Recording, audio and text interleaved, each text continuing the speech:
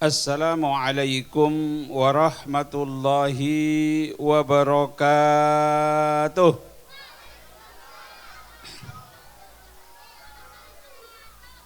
Alhamdulillahi rabbil alamin. Wassalatu wassalamu ala sayyidil mursalin wa ala alihi wa ashabihi ajmain.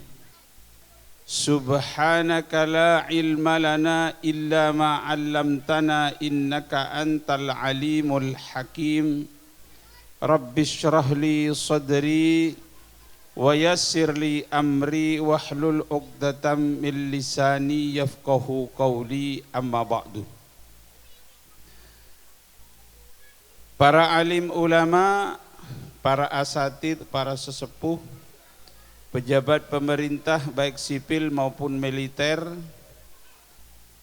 para hadirin, para hadirat, anak-anakku yang saya cintai, para jamaah sekalian yang semuanya mudah-mudahan selalu mendapatkan keberkahan, mendapatkan rahmat, mendapat maghfirah, hidayah, taufik dan inayah dari Allah Subhanahu wa ta'ala. Wa akhussu bidzikri fadilatul makarram, orang nomor 1 di RW 012, betul, Bapak Haji Muhammad Humamenur. Yang saya hormati Ketua RT Bapak Fahrul Hasan, dan akhil karim Al-Ustadz Fadilatul Makarram Al-Ustadz Badruzzaman Jalil SPDI, yang telah membimbing kita semua sampai terlaksananya acara yang mulia pada malam hari ini. MC yang suaranya renyah sekali, mana orangnya? Mana orangnya MC? Hah? Sampean? Oh, alhamdulillah. Sesuai dengan suaranya, orangnya juga cantik. Bapak-bapak, ibu-ibu yang saya hormati, alhamdulillah pada malam hari ini kita duduk bersama di Jalan Swasembada Barat Gang 23 ini dalam rangka memperingati tahun baru Islam, yaitu tahun Hijriah. Seperti apa yang disampaikan oleh Bapak Ustadz tadi, kenapa tahun Hijriah ini tidak semeriah peringatan tahun baru tahun miladiah? Dikarenakan bapak-bapak dan ibu-ibu sekalian, karena tahun baru Hijriah ini tidak diperingati oleh dunia, hanya kita umat Islam itu pun sebagian, tidak semuanya memperingati tahun baru Hijriah. Yang kedua, kenapa tidak meriah? Dikarenakan gaji itu tidak digaji tahun memakai tanggalan Hijriah, ya Pak.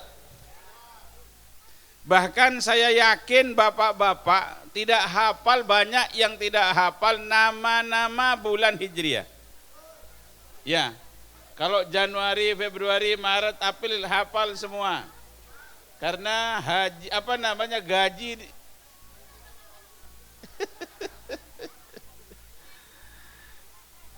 Namun kita di Gang 23 ini malam hari ini duduk bersama dalam rangka memperingati tahun Hijriah itu. Tentu setiap peringatan itu bukan hura-hura seperti tahun baru Islam itu, tahun baru miladiah itu, yang dimana menghambur-hamburkan uang beli petasan, menghambur-hambur malam itu mengadakan pesta yang tidak sesuai dengan ajaran agama, akan tetapi kita berkumpul pada malam hari ini, yaitu apa itu Hijriah? Apa pelajaran yang kita dapat ambil daripada tahun baru Islam ini? Spirit apa yang kita harus teladani daripada peringatan tahun baru Islam ini? Bukan hanya sebatas hura-hura begitu saja. Ya Pak. Allahumma sholli ala Muhammad.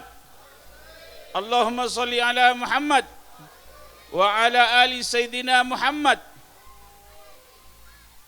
Baik, dulu pada masa Rasulullah Sallallahu Alaihi Wasallam belum ada tanggalan, belum ada kalender. Umat Islam ini tidak punya kalender. Lalu kalau ada kelahiran, kalau ada peristiwa, itu ditentukan dengan apa? Rasul Sallallahu Alaihi Wasallam lahir saja tahun apa Pak? Hah? Nabi Muhammad Sallallahu Alaihi Wasallam lahirnya bukan tanggal sekian bulan sekian, akan tetapi tahunnya pada waktu itu dinamakan tahun gajah. Belum punya. Pasti dikaitkan dengan peristiwa-peristiwa besar. Nah, pada masa Rasulullah belum punya kalender. Pada masa Abu Bakar umat Islam belum punya kalender. Baru pada masanya Umar bin Khattab, khalifah yang kedua, khalifatul muslimin yang kedua, karena negara Islam, umat Islam sudah mengadakan hubungan dengan negara luar, dengan Roma, dengan Persia, sudah saling kirim mengirim surat, sedangkan surat mereka, bangsa Romawi, bangsa Persia itu sudah ada tanggalannya. Umat Islam belum punya tanggalan. Akhirnya sahabat Umar mengumpulkan para sahabat. Dikumpulkan oleh sahabat Umar. Karena umat Islam nggak punya kalender. Singkat cerita, dikumpulkan, bermusyawarah dari peristiwa apa, dimulai dari mana kalender dalam Islam ini. Ibu, nah, bermacam-macam opsi pada perkumpulan itu, pada musyawarah itu. Ada opsi yang pertama mengatakan kalender dalam Islam ini kita mulai saja dari kelahiran Nabi Muhammad. Opsi yang kedua, kalender dalam Islam ini kita mulai saja dari wafatnya Nabi Muhammad. Ada opsi yang ketiga, kalender dalam Islam ini mulai saja dari kemenangan-kemenangan besar dalam Islam, seperti perang Badar, dimulai dari situ.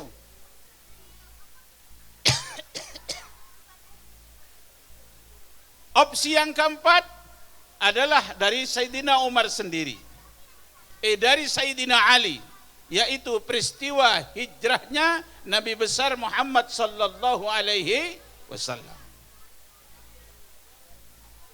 Pendapat yang pertama, kalaulah umat Islam, kalender dalam Islam ini dimulai dari lahirnya Nabi Muhammad sallallahu alaihi wasallam, kelahiran Nabi Muhammad enggak istimewa. Biasa-biasa saja. Ada bapak, ada ibu. Tidak seperti kelahiran Nabi Isa alaihi salam. Kalau kalender Masehi itu dimulai dari lahirnya Isa alaihi salam. Ya Pak? Kelahiran Nabi Muhammad punya bapak, punya ibu, biasa saja. Maka tidak membawa aura positif. Tidak akan memberikan spirit terhadap umat Islam kalaulah diambil dari kelahiran Nabi besar Muhammad sallallahu alaihi wasallam. Barudak, barudak cicing. Barudak letik cicing. Yang kedua, kalaulah kalender dalam umat Islam ini dimulai dari wafatnya Rasulullah sallallahu alaihi wasallam, juga tidak membawa aura positif. Ketika peringatan tahun baru Islam hanya diisi dengan isak dan tangis, sedih atas kelahiran Nabi besar Muhammad sallallahu alaihi wasallam. Enggak baik. Yang ketiga, kalaulah dimulai dari peristiwa kemenangan peristiwa kegemilangan umat Islam dalam kemenangannya seperti perang Badar, nanti umat Islam ketika memperingati tahun baru Islam hanya bernostalgia dengan kejayaan masa lalu. Ke depan belum tentu jaya seperti dahulu, hanya bangga dengan masa lalu. Dulu hebat, sekarang dulu ini tanah engkong saya semua, sekarang lalu pendapat dari Sayyidina Ali karramallahu wajhah dimulai dari peristiwa hijrah. Al-hijratu tufarriqu bainal haqqi wal batil. Hijrah ini yang akan memisahkan mana hak mana batil. Aura positif di dalam peristiwa hijrah ini luar biasa. Syarat dengan hikmah, syarat dengan pelajaran. Banyak sekali pelajaran yang kita dapat petik dan untuk spirit kebangkitan umat ke depan. Maka dari itu disepakati kalender di dalam Islam ini dimulai dari peristiwa hijrahnya Nabi besar Muhammad sallallahu alaihi wasallam. Itu yang pertama. Yang kedua,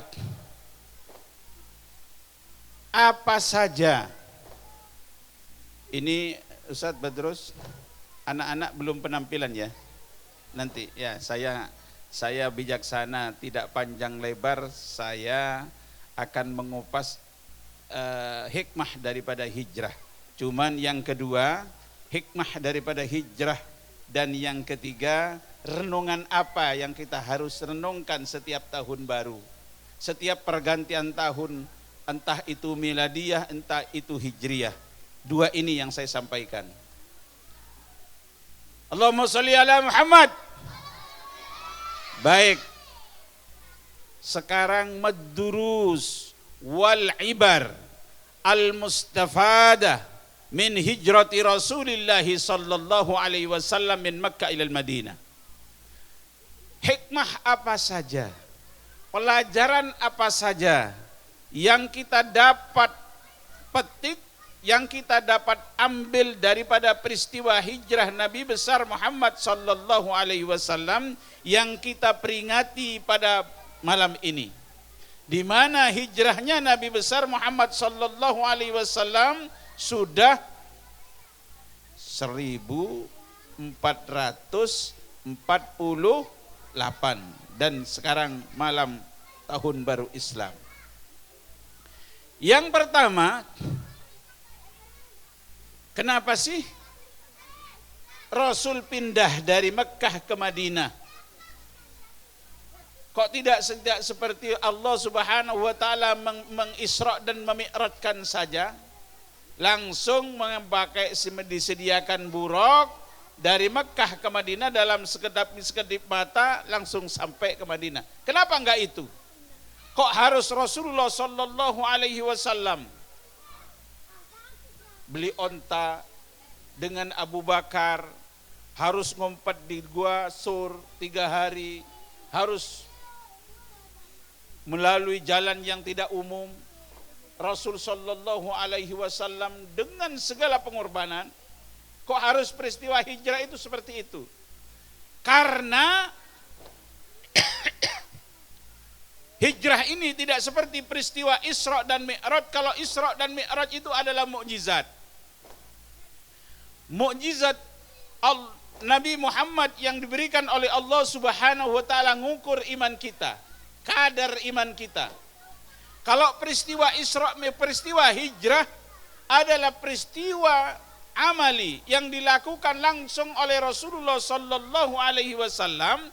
Peristiwa itu agar menjadi pelajaran, agar diikuti oleh generasi selanjutnya, oleh umat Muhammad sallallahu alaihi wasallam. Pelajaran pertama adalah, pelajaran daripada hijrah ini adalah at-tadhiyah lil aqidah. Pengorbanan untuk membela akidah, pengorbanan untuk menuju suatu cita-cita yang mulia. Karena membela agama ini, mencapai suatu cita-cita yang mulia, tidak akan berhasil tanpa adanya pengorbanan. Di pelajaran yang pertama, lihat bagaimana pengorbanan Rasulullah sallallahu alaihi wasallam beserta para sahabatnya dalam peristiwa hijrah ini. Lihat, harus mengorbankan negeri di mana Rasul-Rasul dilahirkan, harus meninggalkan Mekah, tanah kelahiran Rasul sallallahu alaihi wasallam. Betapa cintanya Nabi Muhammad kepada Mekah, betapa cintanya di mana Rasul di situ dilahirkan, tumbuh di situ, lingkungannya, keluarganya, semua itu ditinggalkan oleh Nabi Muhammad sallallahu alaihi wasallam demi akidah. Ya Pak, tidak gampang Pak meninggalkan tanah kita di mana kita dilahirkan. Pasti sedih, manusiawi. Bu, Ibu sedih enggak ketika pergi dari mana tempat ibu kelahirannya? Sedih.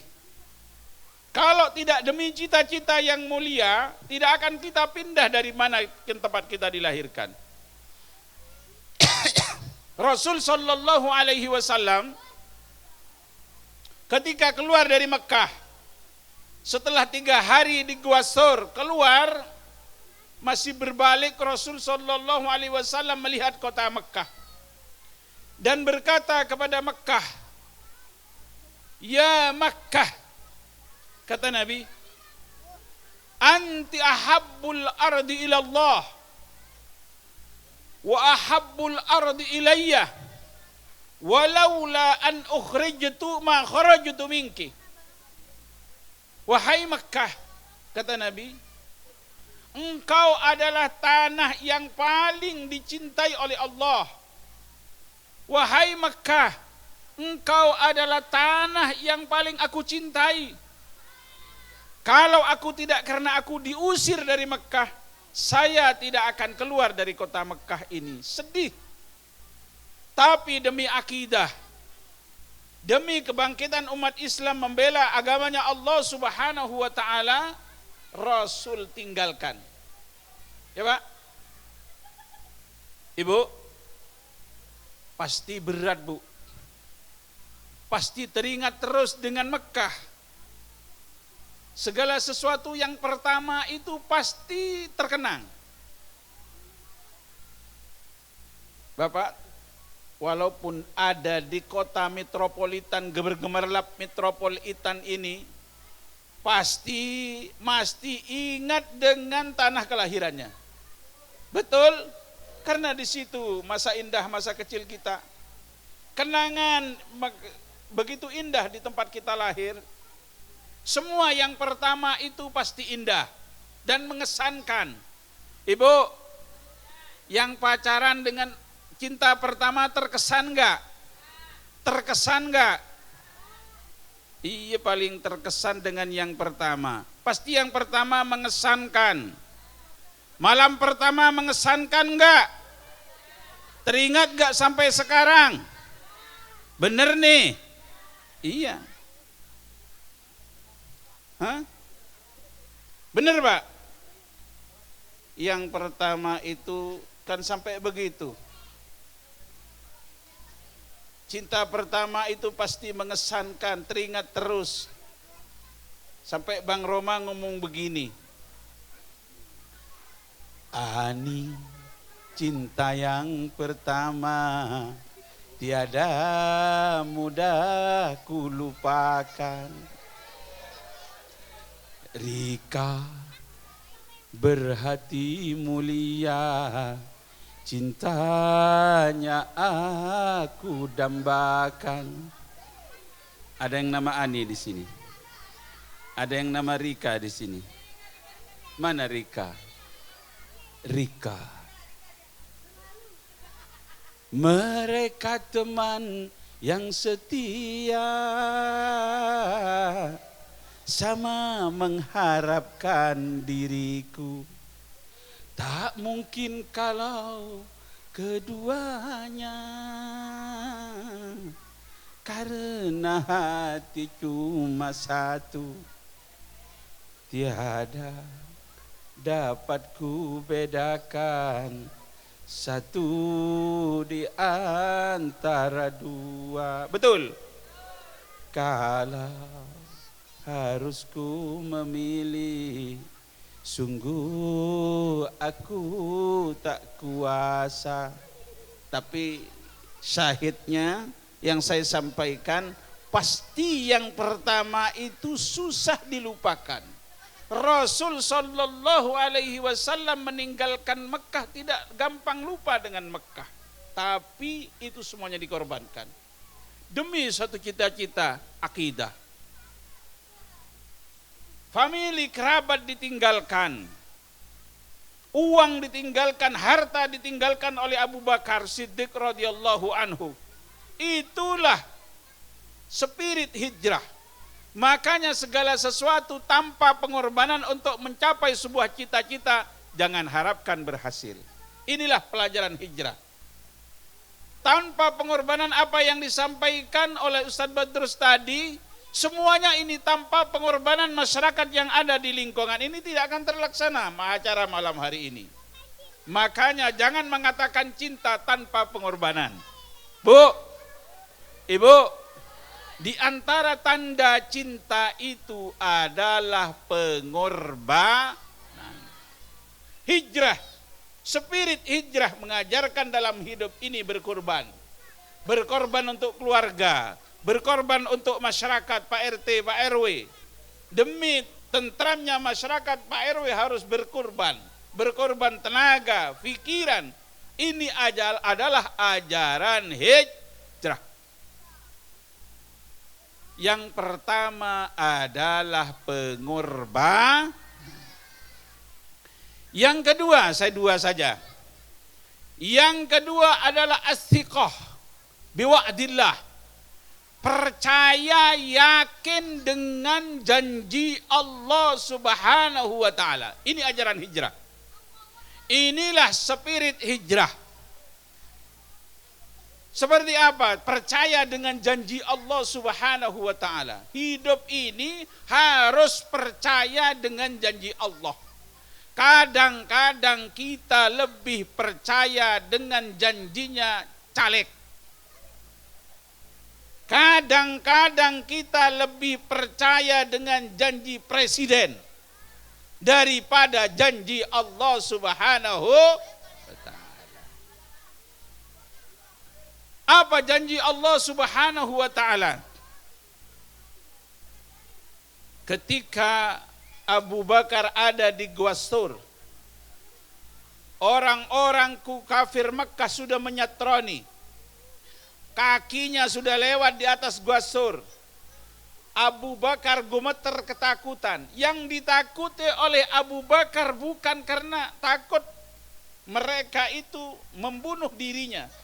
Akan tetapi yang ditakuti oleh Abu Bakar, takut kafir Mekah ini melihat Rasul ada di dalam gua, lalu Rasul dibunuh. Ini yang ditakuti oleh Abu Bakar. Abu Bakar ini adalah yang paling ditakuti terjadi pada diri Rasulullah sallallahu alaihi wasallam. Apa kata Rasul? Ketika Abu Bakar dalam ketakutan dengan penuh keyakinan kepada janji Allah Subhanahu wa taala, la takhaf wa la tahzan innallaha ma'ana. Wahai Abu Bakar, kau jangan takut, jangan bersedih, sesungguhnya Allah bersama kita. Yakin, bukan 100% yakinnya Rasulullah, 1000% terhadap janji Allah Subhanahu wa ta'ala. Ma dhannuka bil isnin wallahu salisuhuma. Apa pendapatmu? Kita ini berdua, sedangkan ketiganya itu adalah Allah. Janji dengan apa? Yakin dengan janji Allah. Kadang-kadang kita hidup ini bapak-bapak dan ibu-ibu tidak yakin dengan janji Allah. Padahal yang berhak memberi rezeki, yang berhak menarik rezeki itu adalah Allah. Tapi kita kadang-kadang gak yakin dengan janji Allah. Apa di antara janji Allah Subhanahu wa ta'ala yang kita harus yakini? Man dzalladzi yuqridullaha qardan hasana fayudha'ifahu lahu ad'afan katsira. Siapa yang mau mengutangkan uang kepada Allah dengan pemberi hutang yang baik, Allah akan memberikan, akan membayar hutang itu dengan berlipat-lipat. Ya Pak? Pak? Kadang-kadang kita naruh kotak itu karena gak yakin dengan janji Allah. Kotak masjid, kalau Jumat bapak-bapak naruh berapa? 5.000. Hah? Jangan-jangan 2.000. Yang yakin kepada janji Allah Subhanahu wa ta'ala minimal naruh 10.000, 50.000. Karena itu menghutangkan kepada Allah. Orang yang berinfak di jalan Allah, orang yang membantu kegiatan untuk agama Allah seperti malam hari ini, dia meminjamkan uang sama Allah. Kalau Allah yang minjam, kira-kira Allah bayar enggak Pak? Allah bayar atau enggak Pak? Bayar. Tapi kadang-kadang kita enggak yakin dengan janji Allah. Mathalul ladzina yunfikuna amwalahum fi sabilillah kamathali habbatin ambatat sab'a sanabila fi kulli sumbulatin mi'atu habbah wallahu yudha'ifu liman yasha. Orang yang ngasih 1 biji, perumpamaannya berinfak itu akan tumbuh 7, setiap 7 tumbuh 100, setiap 100 akan dilipat gandakan sesuai dengan maunya Allah.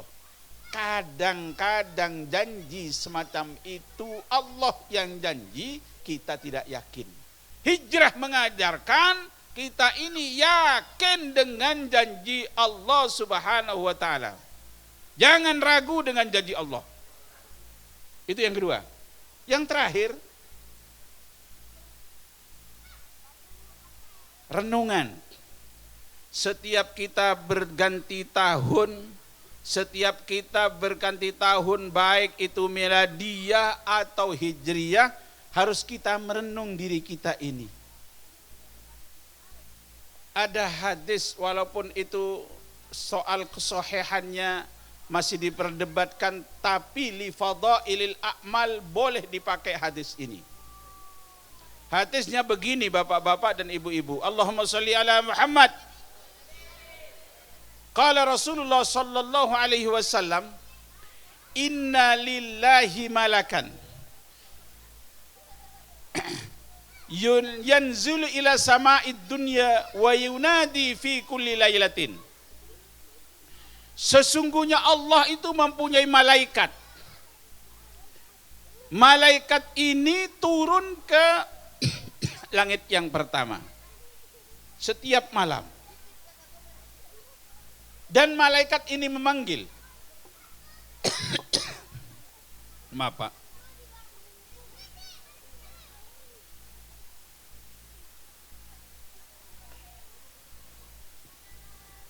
Malaikat yang turun ke langit yang pertama ini memanggil kita anak manusia.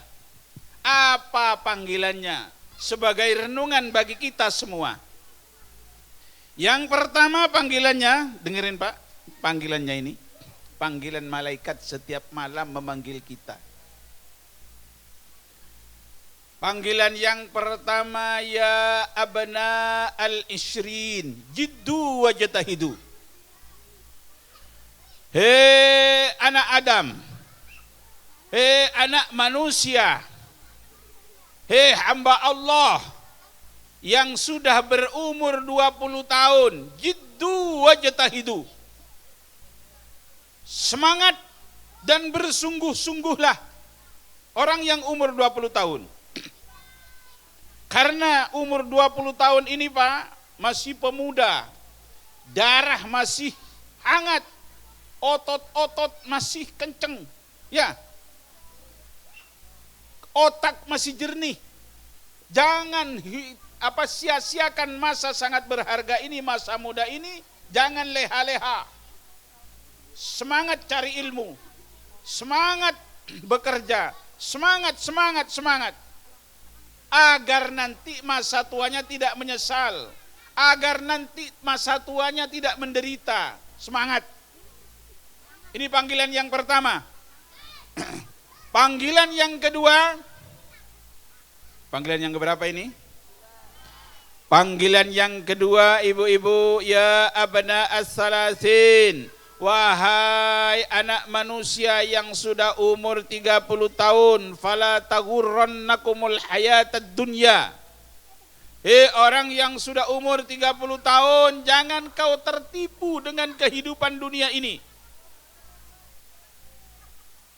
Karena umur 30 itu sudah mulai menikah, sudah mulai bekerja, sudah mulai menatap dunia ini. Maka pesannya, jangan kau tertipu dengan kehidupan dunia. Pertama, dunia ini tidak abadi. Yang kedua, dunia ini sementara. Dunia ini sedikit.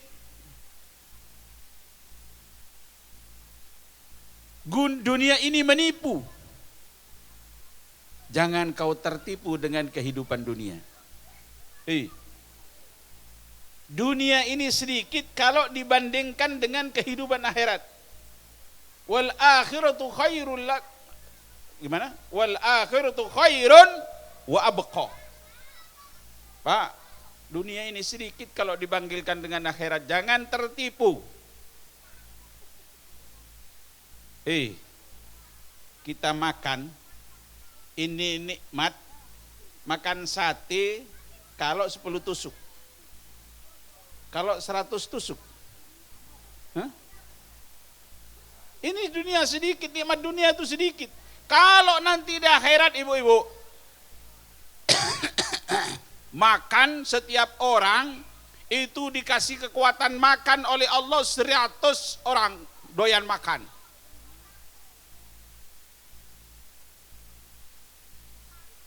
Jangan tertipu dengan kehidupan dunia. Bapak bergaul dengan istri, ada yang kuat 5 jam. Ngacung tangan, yang kuat 5 jam. 5 menit. Saya kasih tahu jamunya nanti kalau 5 menit.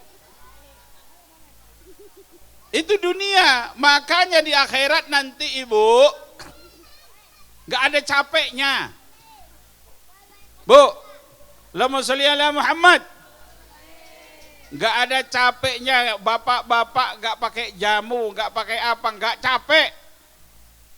Tapi bedanya dengan bapak-bapak, kalau ibu-ibu ini nanti pasangannya adalah suaminya yang di dunia.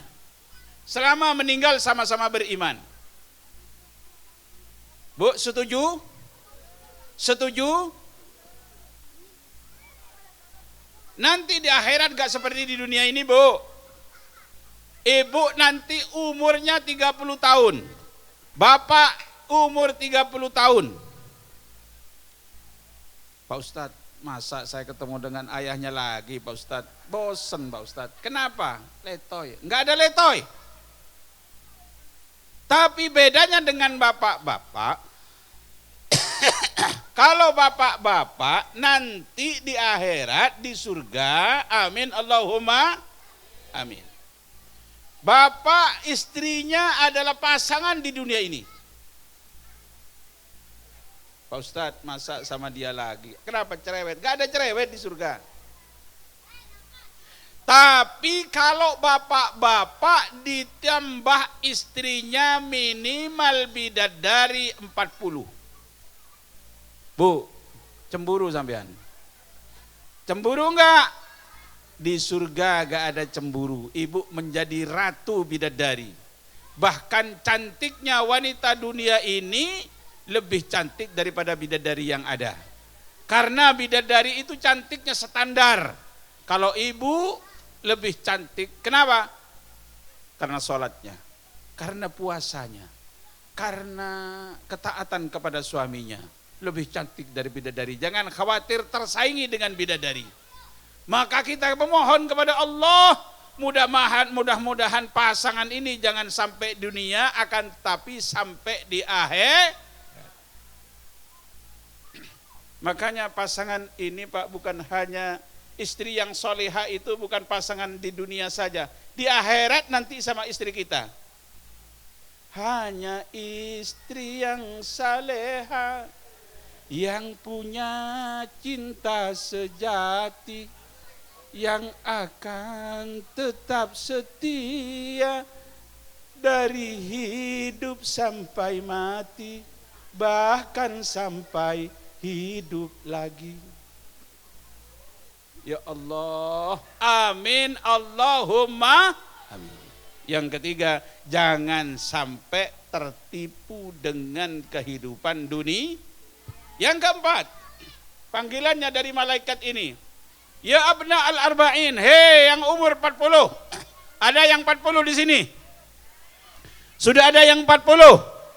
Banyak. Mada qaddamtum li rabbikum. Yang umur 40, apa yang kau sudah persiapkan untuk Allah Subhanahu wa taala? Karena umur 40 itu umur menentukan. Kalau seseorang umur 40 belum bertaubat kepada Allah Subhanahu wa taala, susah untuk berubah. Maka umur 40 ini umur sudah harus sadar. Makanya Nabi Muhammad SAW diutus oleh Allah umur berapa? 40. Umur 40 ini udah matang. Yang tadinya suka ke bartengker, yang tadinya suka ke dinasti, yang tadinya suka ke Meksiko, yang tadinya suka ke Honolulu, yang tadinya suka ke Jupiter, yang tadinya suka... Ya, saya kan pernah muda. Umur 40 berhenti. Bertobat kepada Allah Subhanahu wa taala. Singkat saja. Sekarang bagi orang yang umur 50. Wa ya abna al-khamsin. Hei orang yang sudah umur 50. Qad atakumun nadhir. Sudah datang peringatan dari Allah, renungkan. Umur sudah 40, 50 ini sudah banyak peringatan dari Allah yang kita harus sadar. Apa peringatannya? Pernah suatu ketika Nabi Yakub didatangi oleh malaikat Israel. Ketika malaikat Israel tugasnya apa, Pak? Malaikat Israel tugasnya apa, Pak? Sampai enggak suka dengan satu malaikat ini. Makanya sampean disebut namanya enggak suka. Karena pekerjaannya nyabutnya. Kata malaikat, kata Nabi Allah Yakub alaihi salam, ya Israel, kok kamu ucuk-ucuk datang langsung mau nyambut nyawa saja, enggak ada warning sebelumnya, enggak ada peringatan-peringatan sebelumnya. Loh, kok begitu kata malaikat Israel? Kan sudah ada peringatan-peringatan sebelumnya. Apa peringatan itu? Rambut sudah mulai uban sudah mulai bertabur, ya kan? Pipi sudah mulai kendur, gigi sudah mulai gugur. Mang penglihatan sudah mulai kabur. Kalau diajak istri, bapak-bapak, kalau sudah diajak istri ke kasur sudah mulai mundur. Jarak lebih dekat denganku. Itu semua peringatan dari Allah yang kita harus sadar bahwa hidup ini seperti permainan. Permainan itu apa? Permainan itu pasti ada gamenya. Sebentar lagi sudah mau game hidup ini. Maka dari itu datang peringatan yang untuk umur yang 60 tahun. Wa ya abna as-sittin. Hei orang anak manusia yang umur 60. Antum zar'un ana hasaduhu. Engkau ini ibarat tanaman sudah waktunya dipetik, sudah waktunya dipanen. Bapak-bapak, ada yang umur 60. Ada. Berarti bapak sudah matang. Berarti bapak-bapak siap-siap dipanen. Siap-siap dipetik. Bu, ibu, ada yang umur 60? Berarti sudah matang. Sudah waktunya dipetik. Ini renungan kita. Antum zar'un hana hasaduhu. Engkau ini ibarat tanaman sudah matang, sudah waktunya dipanen. Ya Allah, makanya kata Nabi Muhammad sallallahu alaihi wasallam, umru ummati ma baina sittin wa sab'in. Umur umatku itu, pasaran umatku itu antara 60 dan 70. Wa qalilun ma yatajawaz an dzalik. Sedikit sekali yang melampaui 70. Berarti sedikit sekali orang yang umurnya lebih dari 70. Tapi mudah-mudahan kita semua sehat walafiat, panjang umur dalam keadaan taat kepada Allah Subhanahu wa taala. Hidup ini seperti permainan, Pak. Permainan itu ada gamenya. Sepak bola gamenya berapa? 45 menit 2 kali, berarti game itu sepak bola itu 90 menit. Kalau sudah umur 60 tahun game sampean. Kalau belum 60 berarti ada babak tambahan. Berapa babak tambahannya? 15 menit 2 kali, berarti ya sampai 70 kok belum game, nanti ada bapak penalti, tos-tosan. Itulah hidup. Ada gamenya, lakbun, permainan. Sekarang yang umur 60. Sekarang umur 70 ada? Ada? Mana orangnya? Oh, bapak 70. Saya kira-kira berapa ya? Saya ini umurnya 2, Pak. Hah? Umur saya ini 2. Kalau di depan ibu-ibu saya ngaku 47. Tapi kalau di depan bapak-bapak umur saya aslinya saya sampaikan. Umur saya ini sekarang sudah 64. Saya lahir 62. Berarti udah matang juga. Udah waktunya panen. Tapi mudah-mudahan panjang. Oh, ini yang umur 70. Terakhir. Wa ya abna as-sab'in. Ini tinggal sedikit nih yang 70 nih.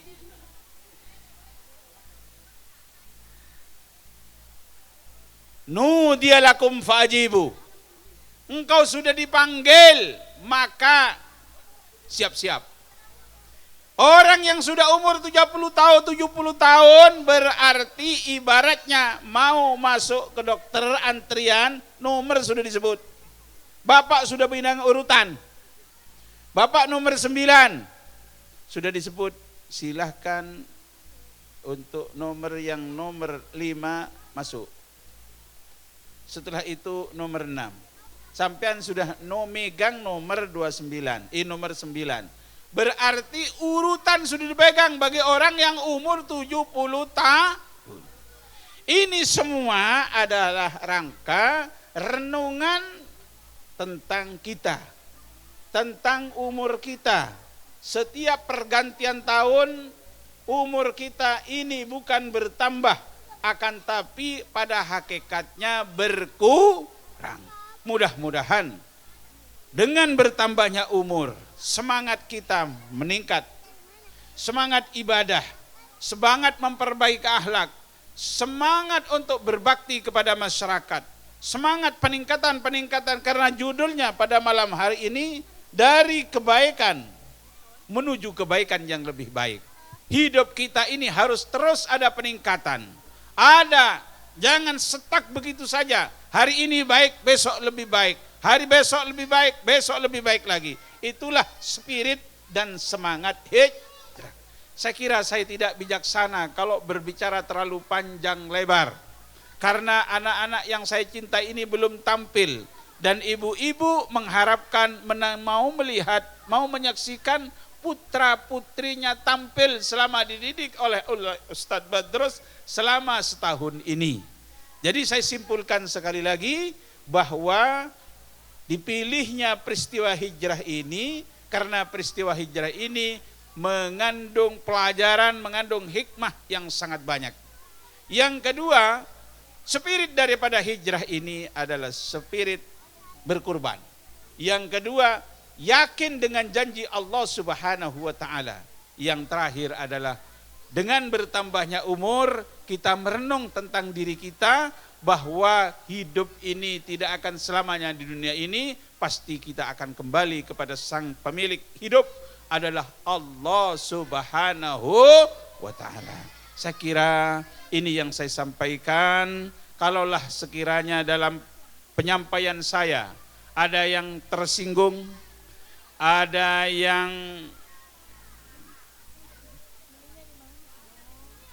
banyak kekurangan dari apa yang saya sampaikan, mohon dibukakan pintu maaf yang sebesar-besarnya. Wabillahi taufiq wal hidayah wal ridha wal inayah. Wassalamualaikum warahmatullahi wabarakatuh.